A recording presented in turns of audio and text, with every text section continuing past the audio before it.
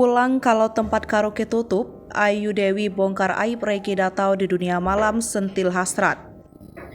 Masa bodoh rumah tangga jadi sorotan, Ayu Dewi diam-diam ungkap aib rumah tangganya, sentil soal hasrat.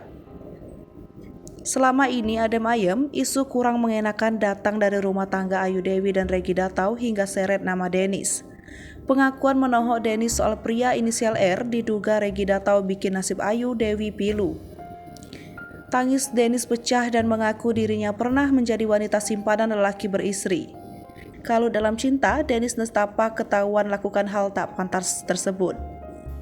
Dennis juga tak pernah membayangkan hidupnya akan jatuh ke dalam lembah hitam seperti itu. Belakangan, sosok lelaki itu disebut-sebut adalah Reggy Datau. Netizen juga syok tahu kelakuan Reggy Datau di belakang Ayu Dewi.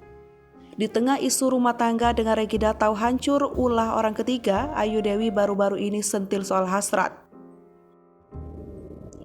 Tapi jauh sebelum pengakuan Dennis Syarista, Ayu Dewi sempat membocorkan cara suaminya memuaskan hasrat.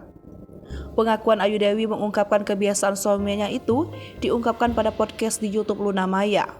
Dalam sepekan, Ayu Dewi rela ditinggal pergi Reggy Datau demi melepas keinginannya yang sudah dari dulu ada. Adapun yang dimaksud Ayu Dewi adalah Reggy Datau memang bisa 3 kali dalam seminggu mengunjungi tempat karaoke untuk melepaskan penat pekerjaannya. Di balik pembawaannya yang pendiam dan kalem, tak banyak orang tahu kalau Reggy Datau ternyata doyan karaokean. Malah, saking hobinya, pengusaha asal Sulawesi ini bisa semalam suntuk berada di tempat karaoke. Namun saat berada di tempat karaoke, dia meluruskan kalau ia benar-benar menikmati bernyanyi bukan hal yang lain. Ayu Dewi pun selalu berpikir positif soal kebiasaan Reggy Datau mendatangi tempat karaoke demi menyalurkan hasratnya bernyanyi.